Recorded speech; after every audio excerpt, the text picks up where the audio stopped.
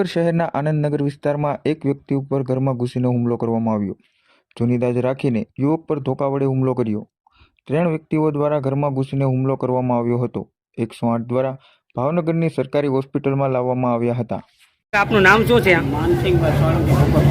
શું બનાવ શું બન્યો?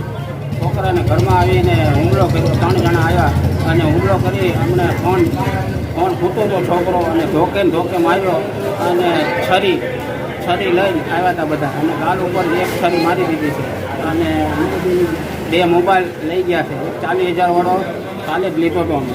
હજી કઈ જૂની અદાવત ખરી કાકા તમારી? જૂની અદાવત પહેલાં હતી અમારે, પછી એ અહીંયા ઘોઘાઘાટમાં અમે સમાધાન કરી નાખ્યું એની આગળ। મારો વાળા વ્યક્તિ કેટલા હતા? મારો વાળા 3 નામ યાદ છે? બાંધેલું હતું। નામ યાદ છે કાકા? સંદીપભાઈ સોલંકી। આ વિશે તમારે શું કહેવું છે? અમારે કેસ કરવાનો છે અને આવી રીતે ઘરમાં કરી અને નુકસાન કર્યું।